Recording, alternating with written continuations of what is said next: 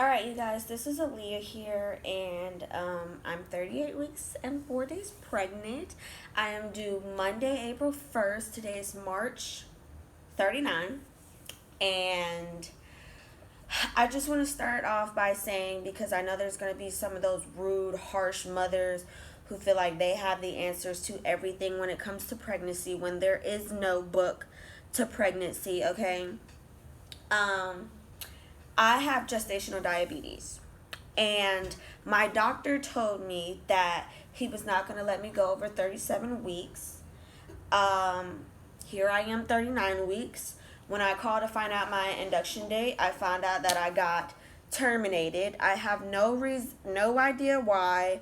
I believe it must be something dealing with the Medicaid, I have no idea, but neither here nor there. Prime example, I didn't get to listen to my baby's heartbeat until I was like 25 weeks pregnant. So, and I only got to hear it one time. So, it's nothing I can do about that. This is my first child. No, I'm not 16 years old. I am 20. Okay? Now, I'm going to just go ahead and get straight to the chase. A lot of things that I've been seeing to induce labor naturally, because I am giving my baby a chance to come on her due date, even though my doctor scared me and told me that there's a lot of risks that can happen when you have gestational diabetes and you're trying to go full term. And this is what my doctor has told me. I'm sharing you my experience from what my doctor told me, what was told to me, okay? Nothing that I do all the time. I do research, but I also actually talk to people who have done it. I don't care what the internet says, because you can put anything on the internet. Just like I could put this video on the internet and be absolutely lying, which I'm not, but I'm just using it as an example. So I've actually talked to people that have done the method. There is no such thing, because I know the number one thing that people keep saying is about the oil crossing over, because castor oil is considered a laxative and causing the baby to pass meconium. That is not true. It may be, but it has been no record, not even on the internet, found of that happening. There's a certain way to do everything, certain way to do this. A lot of people who end up having complications, I've noticed, were people who try to induce themselves before term. They are also the ones who like to call everybody selfish and not wanting to wait for their baby to be born when they're 41 weeks pregnant, yet you're 36 weeks and under and you're trying to induce yourself. Your baby isn't fully baked. You're not full term yet. So you might end up having some complications. Yes, you might have a C-section. Yes, your baby may take on a lot of stress. Yes, their heart rate may drop. But again, there's a time, there's a place, there's a certain way to do everything. So also a lot of things that I've seen is people taking this much of the castor oil in one setting, or if it doesn't work within an hour, they take the rest of the bottle. That is not how it works. All that's going to happen is you're going to get close contractions back to back to back. The oil itself is not what makes you go into labor. And let me tell you, I'm witness to it, because I also took prunes, which started making me have contractions. Now, I ate about 5 prunes in one day, and I would have contractions all day that day. But being that it was only 5 prunes, I didn't end up going into labor. The process of you pooping causes you to, it contracts your bowels, which causes the uterine line to contract. And that gives you contractions, and it can make you go into labor. Now, I say it can make you go into labor, which means this may not end up working, because if your body is not ready to have the baby, you're not full term, your body's not ready for the baby to come, your baby's not, face down, your uterus isn't ripened, then you're not gonna have the baby. So, or it's not gonna work. Like, worst case scenario with this whole thing, for the mothers who are trying to do stuff natural, worst case scenario is it's not going to work. You're going to be pooping, you might be contracting, but you're not going to end up having the baby that damn day. So, to me, anything is better than, you know, doing the Pitocin, because my niece's heart stopped when my sister ended up getting induced. Her heart stopped. They had to bring her back because of the Pitocin. It caused too much stress. You have to get rushed for a C-section. Just all this other stuff that you don't want to even risk happening. But something natural, not from the doctor, you try to take and everybody wants to bash you for it. Anyways, that's why I will also recommend not telling anybody that you're doing it until after you do it. So what I've been doing is what's called the ripening process, because I do like to prepare my body for stuff. And I talked to a medical profession doula, and she said that's actually what you're supposed to do. Ripening your cervix makes it soft. So it's easier for when I go to take this, which is in 2 days. When I go to take it, it'll easily make my water break and I will be going into labor. So 9 times out of 10, not saying 10 out of 10, but 9 times out of 10, this is going to work when I take it. You need to hydrate yourself. You need to eat pineapple, rest. Contractions come when you're resting. Mine's has been like every couple hours. Like I said, I took prunes. Castor oil, it's nothing in the oil. It's not the oil itself. It's the actual fact that it's considered a laxative and it makes you poop. It's the pooping that makes you go into labor because of the muscles and stuff that contract. So, a lot of negative things that I've seen and also understood was done wrong by a medical professional is the fact that people would take half the jar and it'll cause them to poop endlessly. You're putting stress on your body, and not only that, you're putting stress in the bowels. So you can end up going into labor with complications because you took the castor oil the wrong way. This is only enough to do what it's supposed to do. A tablespoon. You take a tablespoon. Just like any medication, you wait 4 to 6 hours, give it some time to actually work. And then, now I do recommend, if you're not the type who want to do a natural birth, you want to get the epidural, I do not recommend taking this and then taking a nap. Because what could happen is you could end up having close contractions. You're sleeping, you may not notice it. You can end up having close contractions, and the next thing you know, by the time you get to the doctors, you're 6 centimeters dilated, you can't get the epidural. So I would not recommend that. If you're the type who want to get the epidural or you can't stand pain, I recommend you take this, put on a good movie, continue to drink water, because diarrhea makes you dehydrated, which is why a lot of people vomit and they constantly pooping and the cramping, because you're not hydrated. I don't understand watching these videos, like, whether you're pregnant or not, if you go to take castor oil, if you take any laxative, that's what's going to happen. If you're not preparing your body, you're not drinking water, you're not doing the steps you need to do, then this is what's going to happen. So my baby is face head down. I've been ripening my cervix. I've been walking. You can feel when your baby is like heading towards the birth canal, because it feels like a big ball of cement down here. And, that's pretty much what I've been doing. So no, I'm not going to be taking the castor oil just yet, but I will say, if you want to try and do natural things first, I heard stuff like prime rose. I haven't done it, but I do know people that have done it. I would not go to the internet for everything, because, again, Doctors are humans just like we are. The only thing is they're getting a paycheck. And I'm not telling you don't listen to your doctor. I'm just saying, just because your doctor say, I wouldn't recommend you do this, or somebody say, I wouldn't recommend you do that, don't just listen to them. Because first of all, never listen to what somebody can't explain. If you wouldn't recommend me do this, why not? If my doctor doesn't recommend me do this, don't sit there and say okay and leave the doctor's office not knowing why. Ask questions. And some people, some people may not take castor oil because how it affects their body and this, that, and the next. But like I said, when you do things the right way, you will get a positive result.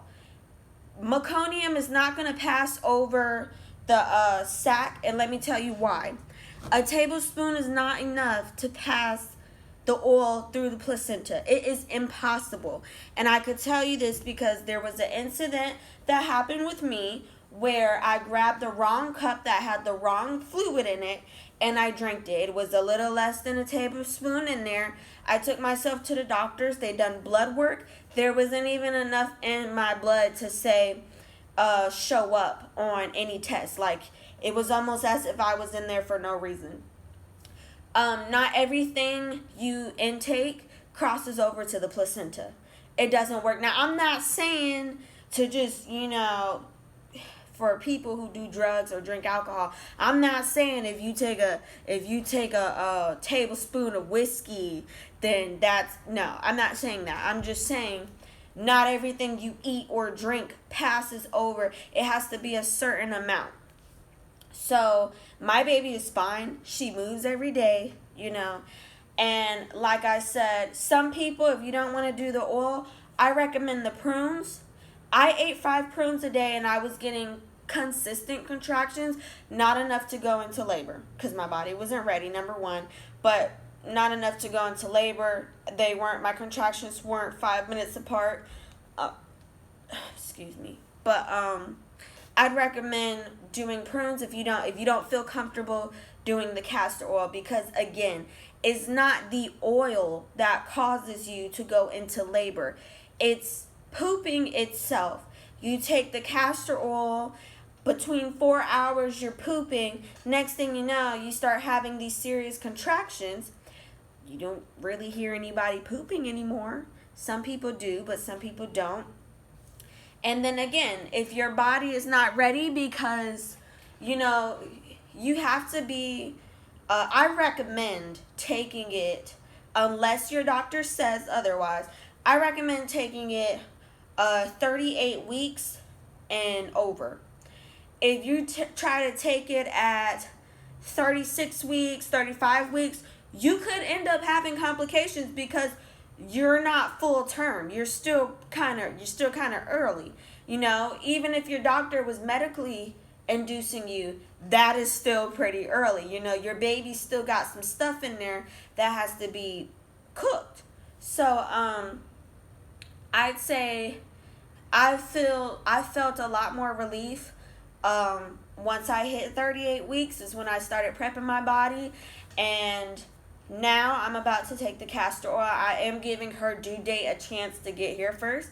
But being that, my contractions have been kind of iffy, I have not taken it yet because I feel like if she's going to come on her own, I want her to come on her own. I don't want to push her when she's already on the way.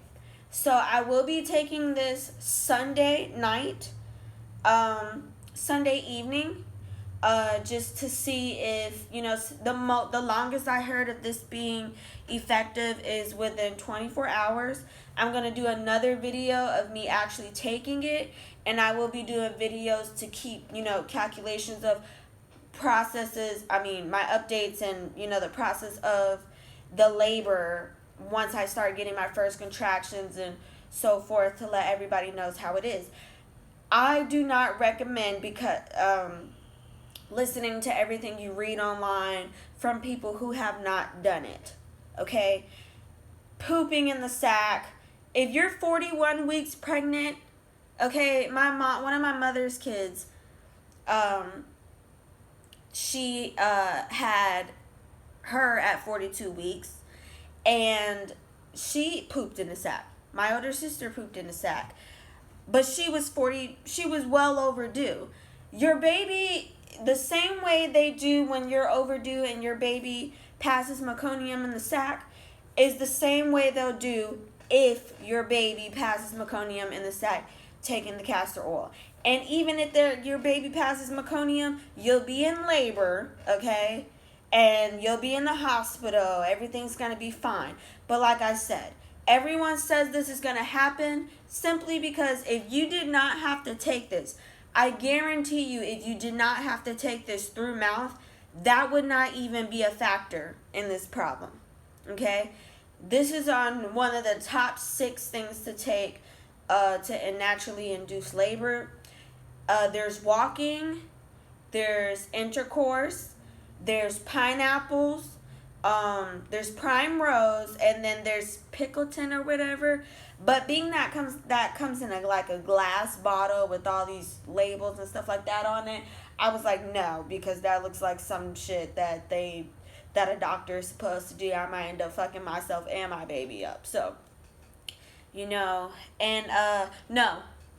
Pickleton, whatever, isn't first. It's the midwife's brew, and then there's raspberry tea. So, this is in the top. It's a laxative, like I said. If you don't feel comfortable, this is from my experience. If you don't feel comfortable with the castor oil, eat prunes. It will also make you go into labor. It's at a slower pace. This is at a faster pace. But I recommend eating the prunes.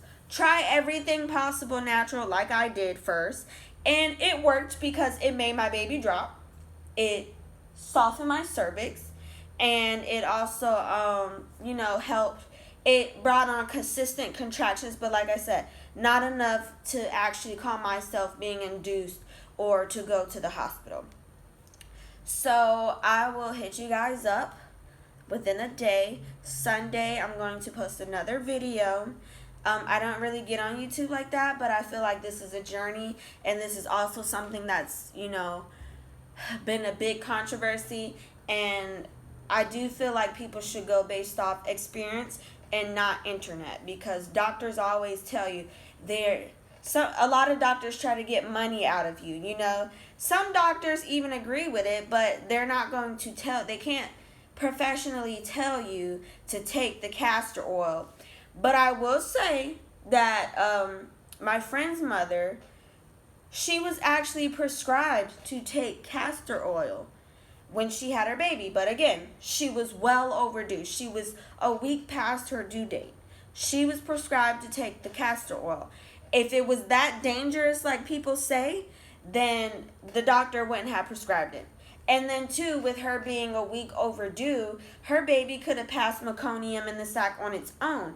And then with the doctor referring the castor oil to her, could have made the baby poop again. All of that stuff, like the pooping shit, is not something to be worried about, to me. I mean, it's something to be worried about, but it hasn't happened to anybody. It hasn't happened.